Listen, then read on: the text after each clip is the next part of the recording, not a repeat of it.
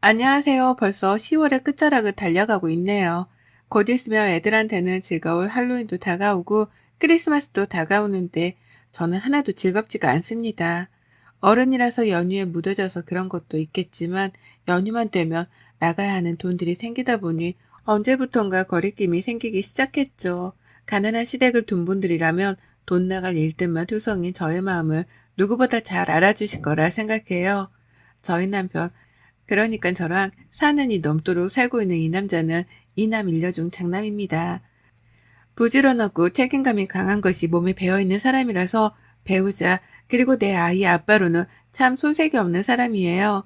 그건 누구보다 제가 장담합니다.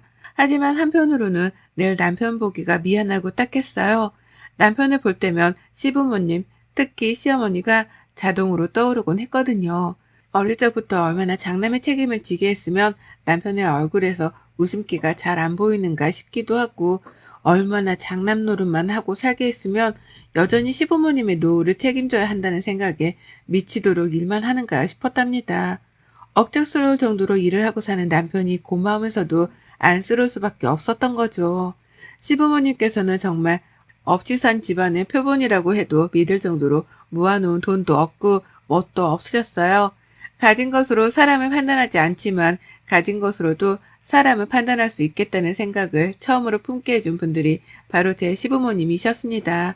너무 당연한 것이겠지만 저희 부부는 결혼을 하면서 시부모님께 단 한 푼의 경제적인 도움도 받지 않았어요.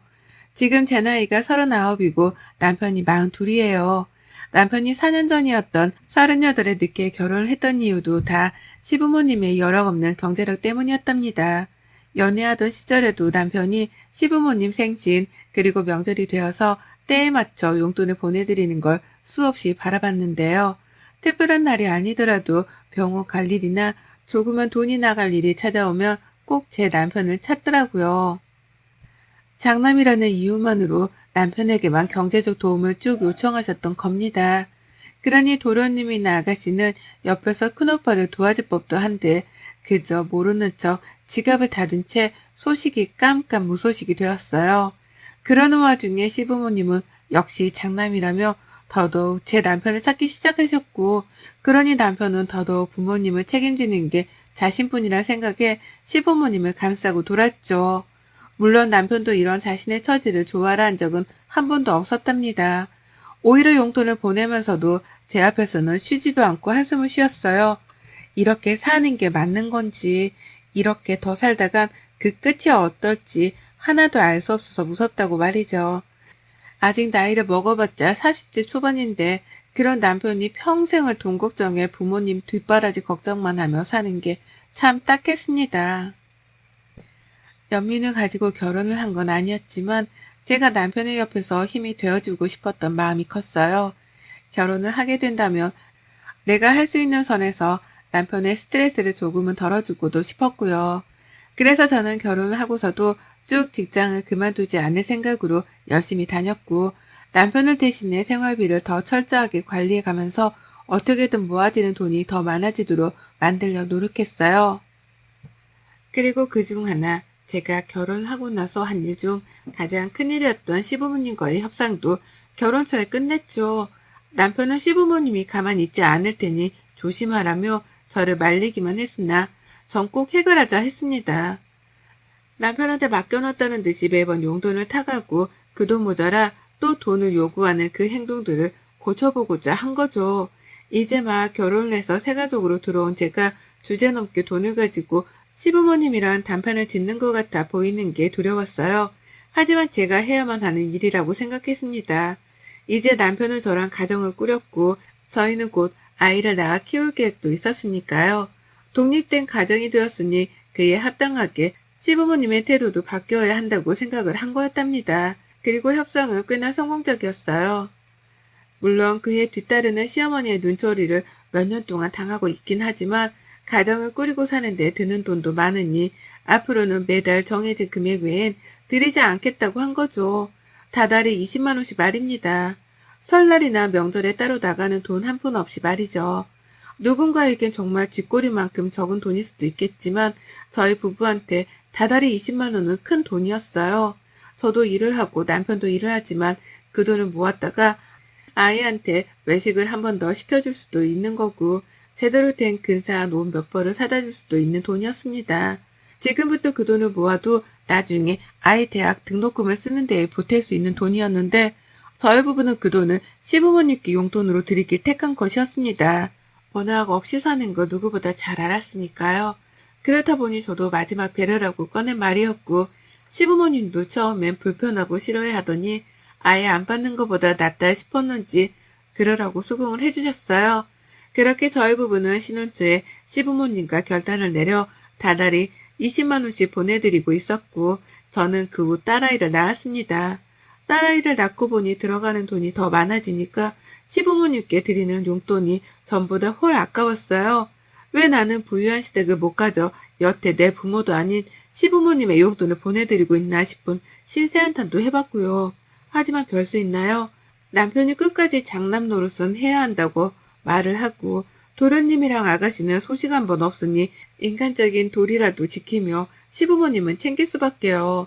전 딱 이런 심정으로 더 이상의 애정이나 존경 따위도 가지지 못한 채 시부모님을 대했습니다. 하지만 시어머니의 요구는 한 번씩 잊을만 하면 터져나왔어요. 받는 용돈으로 만족을 못하셨던 거죠. 아들한테 돈 한 푼 보내주신 적도 없고 그렇다고 다른 집들처럼 김치 한 포기조차 보내주신 적이 없는 어머님이셨는데요. 자신은 아무것도 해주질 않으면서 자식들한테 뭔가를 자꾸만 바라더라고요.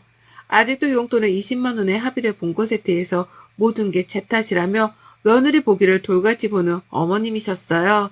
말도 잘 안 나누려 하시고 허구한 날 아들이 마음고생이 많겠다 라고 하면서 가스라이팅 비슷한 걸 하려 하며 제 앞에서 말을 꺼내셨죠.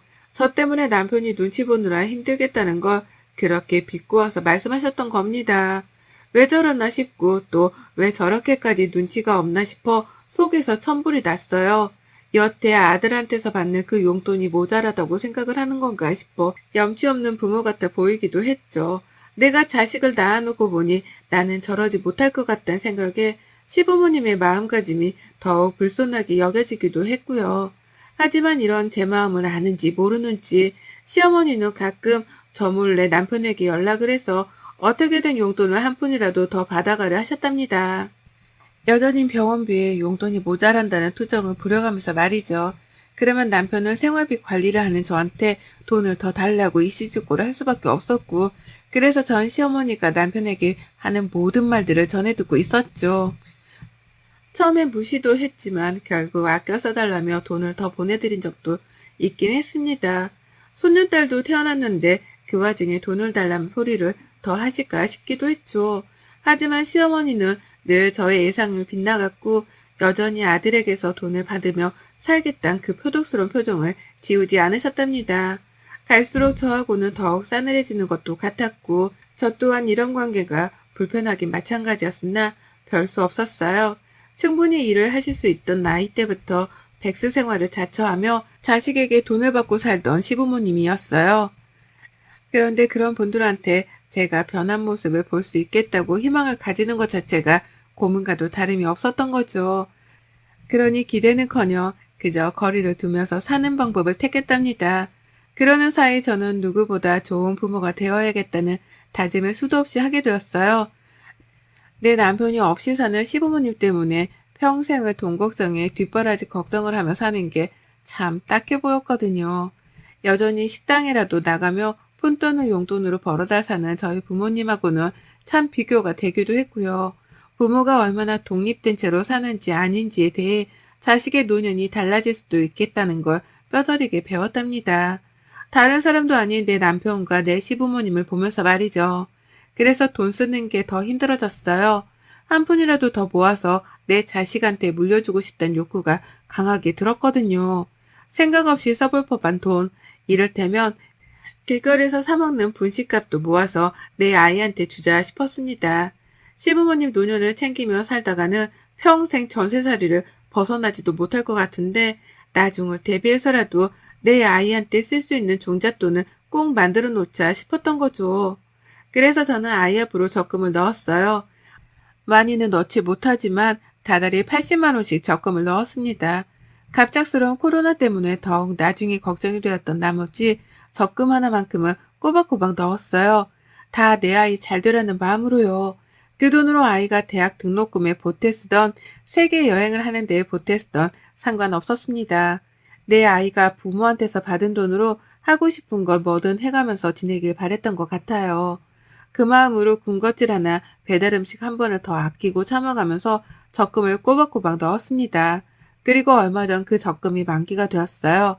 1년짜리 적금이었고 만기 되면 2년짜리, 3년짜리 이렇게 꼬박꼬박 만기 통장을 만들어 가볼 생각이었습니다.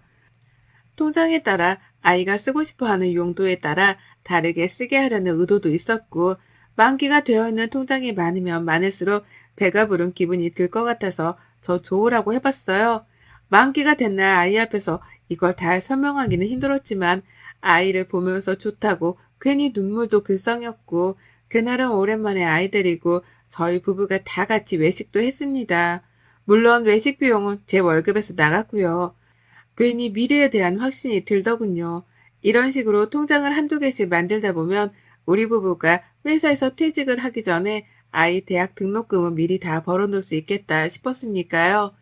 만기 통장을 만지는 남편도 괜히 기분이 특별했던지 혼자서 그런 말을 하더라고요. 아이가 나중에 공부할 때가 되면 공부만 할 수 있게 해줘야지 라고요. 그 말을 듣고 눈물이 나올 뻔했답니다. 남편은 대학에 들어가서도 용돈을 번다며 알바를 뛰느라 제대로 된 공부를 하기 힘들어했다고 하더라고요. 그래서 늘 졸린 걸 참아가며 힘든 몸을 이끌고 공부를 해야 했고, 그게 참 뒤돌아 생각해봐도 지옥 같은 시간이었다고 말이죠.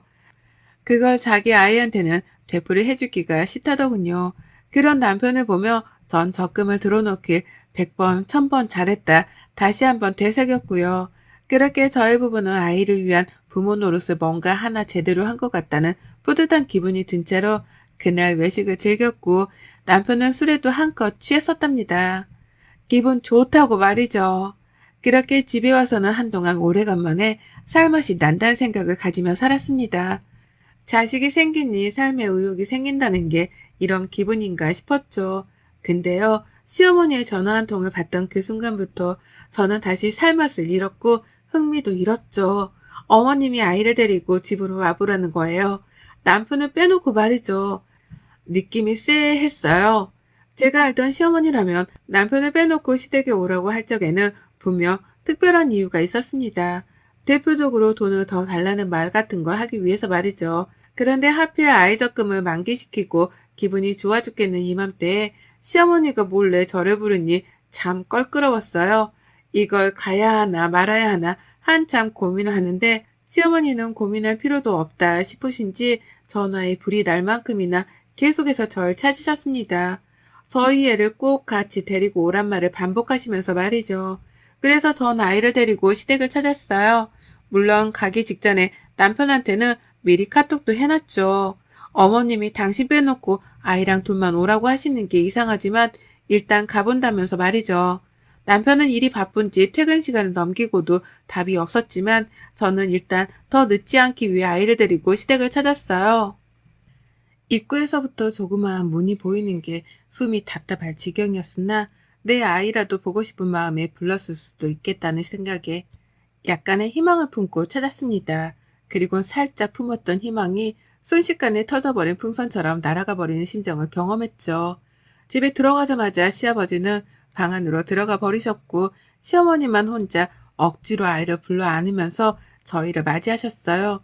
누가 봐도 억지로 아이를 환대해주는 게 표정에서 다 드러났는지라 저도 불편하고 기분이 나쁘다는 표정을 숨기지 못했습니다. 많이 억지스럽다는 표정으로 어머님께 웃음을 보이며 거실 바닥에 앉았어요. 참고로 시댁에는 소파도 공간조차 없어 다 같이 모일 때에는 거실에 다닥다닥 붙어 앉곤 했습니다. 이번에도 마찬가지였고요. 앉으니 시어머니는 왔냐며 물 한 잔을 내어놓더라고요. 그걸 마시지 않고 그냥 멀뚱히 어머님을 바라보다 물었습니다. 무슨 일이신데 남편을 빼놓고 오라 하냐고 말이죠. 용돈 때문에 또 그러는 거냐면서 미리 용돈에 관해서는 더 금액을 늘려줄 생각이 없다는 걸 못 받겠다는 듯이 질문을 던졌더니만 어머님은 그것 때문은 아니고 라면서 손사래를 치셨습니다. 그리고서는 제가 아닌 손녀딸을 흐뭇하단 표정으로 빤히 바라보는 거예요. 생전 한 번도 그런 여유로운 표정으로 내 아이를 바라봐 준 적이 없는 분이셨는데 순간 무슨 성모 마리아라도 된 줄 알았습니다. 어찌나 표정이 인자롭던지. 제가 다 엎드려 기도라도 해야 할 판인가 싶었네요. 어머님은 한참 동안 손녀딸을 특별하다는 듯이 흐뭇이 바라보다가 저에게 나지막히 말을 꺼내셨어요. 저기 그게 저번에 네 남편이 전화해서 하는 말을 들어보니까 얘 앞으로 만기된 적금이 있다던데 맞냐? 라고 물으셨답니다. 순간 심장이 쿵 하고 떨어지는 줄 알았죠. 내 아이의 만기된 적금에 대해서 묻다니 갑자기 초대해서는 적금 얘기라니 아무리 생각해도 이 상황이 앞뒤가 안 맞고 뜬금없어서 황당했죠. 남편이 전화해서 얘기를 했다는 말에 화가 치밀어 올라 당장 물었습니다. 남편이요? 남편이 먼저 전화를 해서 아이 적금 얘기를 꺼내던가요? 라고 말이죠. 남편이 다 꼰지른 건가 싶은 마음에 남편을 향한 화로 마음이 진정되지가 않았어요. 그래서 시댁에 가는 중이라는 내 카톡도 씹은 채 여태 답장이 없는 건가 싶었는데 시어머니는 그게 다 뭔 상관이냐는 표정으로 제게 다시 질문을 했습니다.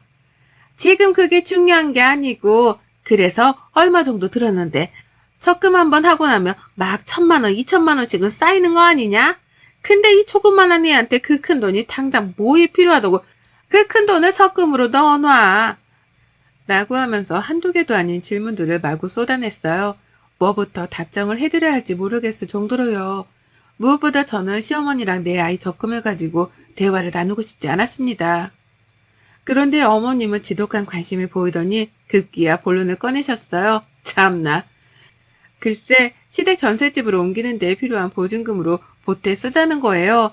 내가 내 아이 생각해서 행복하게 넣어둔 적금 만기 통장인데 그걸 자기들 집 옮기는 데 쓰자고 절 부른 겁니다. 무엇보다 당연히 자가라고 생각한 시댁이었는데 그게 자가도 아니고 전세였다는 사실에 저는 뒷목 잡고 순간 쓰러질 뻔도 했어요. 이 조그만한 애가 당장 돈 쓸 일이 뭐 있다고. 내일 모레 죽을 사람들부터 일단 마저 살고 봐야지. 라고 하며 내 아이 통장을 당연스레 달라고까지 하는데 연속으로 얻어맞은 이 충격적 사실들에 저는 경악을 금치 못했고요. 그 자리에서 당장의 아이를 데리고 현관으로 나와 신발을 신겼습니다. 뒤따라온 시어머니한테 손사래를 쳐가면서 말도 섞기 싫으니 입 좀 다물어 달라고 했죠. 진절머리도 나고 구역질도 난다고 하면서 말이죠. 하지만 시어머니는 통장 좀 달란 소리를 멈추질 않으셨어요. 주지 못하면 차라리 빌려달라면서 능력도 없는 분이 언젠가는 그 돈을 갚을 거라는 거짓말까지 해가며 제게 도움을 요청하더라고요. 손녀딸 만기 통장으로 조금 더 넓은 전셋집으로 이사가고 싶었던지 주제넘게 전셋집 타령을 해가면서 돈을 달라고만 하셨어요. 자기들 수준에 맞게 월세집이라도 들어가서 열심히 월세돈이라도 벌어오던가 해야 할 텐데 스스로 하는 일이라고는 하나도 없는 분들이셨습니다. 그 와중에 시아버지는 시어머니 혼자 단판을 지어보라면서 도망치듯 방 안으로 들어가 계셨던 거였어요. 너무 화도 나고 나를 이 지경으로까지 밀어낸 남편을 향한 분노가 막 들끓었습니다. 어떻게 아이 통장을 다른 사람도 아닌 시어머니한테 공유를 할 수 있나 싶어 실망스러워 배신감이 치솟는 그때 남편 목소리가 들렸어요. 문 앞에서 실랑이를 하고 있던 저희 목소리를 들은 남편이 밖에서 소리를 지르며 달려온 겁니다. 문을 열자마자 남편은 저랑 아이를 문 밖으로 내보내더니 자기 혼자 문을 쾅 닫고 시어머니를 상대하겠다고 들어갔어요. 저는 영문도 모른 채 잠긴 문 앞에서 아이를 데리고 남편을 기다려야 했고요. 집이 워낙 낡았고 좁다 보니 안에서 나누는 남편의 대화는 밖에서도 훤히 들렸습니다. 그리고 그제서야 알았죠. 남편이 시어머니께 아이 적금에 대해 얘기를 한 건 술에 취해 한 말실수였다는 걸 말이죠. 그날 너무 만기된 통장에 기뻐 아이랑 다 같이 외식을 했던 날 남편이 술에 취해서 시어머니께 따로 전화를 했더라고요. 우리는 아이를 행복하게 살게 만들려고 지금부터 이렇게 노력을 하는데 엄마는 도대체 뭘 해줬냐는 일종의 투정 같은 걸 술에 취해 했던 겁니다. 시어머니랑 시아버지께 말이죠. 하지만 시어머니는 아들이 술에 취해 그런 말까지 하는데도 미안해하기는커녕 손녀딸한테 적금 만기 통장이 생겼다는 사실에 눈독을 들여 기어코 저를 집으로 불러들인 거였어요. 그 통장을 자기한테 달라는 말을 꺼내기 위해서 남편은 쏙 빼놓은 채로 저랑 아이만 불러들이셨던 겁니다. 평생 적금 통장이라는 걸 만들어 본 적도 없고 구경해 본 적도 없는 분들이어서 통장의 주인인 아이를 데려와야지만 통장을 볼 수 있는 줄 알고는 아이까지 불러내신 것이었고요. 무식이 철철 넘치는 시어머니한테 무슨 좋은 말을 듣겠다고 여기까지 찾아온 건가 싶어 스스로한테 후회가 물밀듯 밀려왔어요. 그와는 별개로 남편도 이 상황이 어이가 없던지 집안에 들어가 소리를 지르고 물건을 던져가며 난리를 피우더라고요. 끝까지 장남 역할을 하며 시부모님 뒷바라지를 해주던 남편인데 그렇게 시부모님께 난동을 피우며 화를 내는 건 처음 봤답니다. 어찌나 소리를 지르던지 바로 옆에서 남편이 말을 하는 것만큼이나 바깥으로까지 소리가 크게 새어나왔어요. 우당탕탕 소리는 애사도 아니었고 방에 들어가 있던 시아버지까지 나와서 남편을 말렸지만 남편은 듣질 않고 난동을 피웠답니다. 부모로서 해준 게 뭐가 있다고 손녀딸 앞으로 들어간 만기 통장까지 뺏으려 하냐면서 아주 난리를 피우더니 그 끝에 선전포고를 했답니다. 남편이 글쎄 자기 입으로 더는 시부모님께 용돈을 드리지 않겠다고 선전포고를 한 거예요. 그 말이 튀어나오자마자 시아버지에 이어서 시어머니까지 아이고 하더라 라며 대성통곡 비슷한 곡소리가 흘러나왔고 남편은 그런 애처로운 시부모님을 뒤로 한 채 집 밖으로 튀어나왔어요. 다신 연락도 하지 말라면서 절연을 하잔 송구도 날렸고요. 남편의 손에 잡힌 채로 시댁을 빠져나오는데 뭔가 알 수 없는 희열이 느껴지더라고요. 제가 변태는 아니지만 이런 말에 소름 끼치도록 신이 났습니다. 시부모님께 더 이상 용돈을 드리지 말자니, 다신 보지도 말자니, 이 말을 남편이 꼭 지켜주길 바라는 마음으로 남편을 뚫어져라 쳐다봤는데 남편이 이런 제 마음을 이해한 건지 저를 보며 말하더라고요. 나 다신 우리 부모님 뒷바라지 안 해. 혼자 안 해. 급하면 동생들을 찾거나 걔들이 알아서 하겠지 뭐.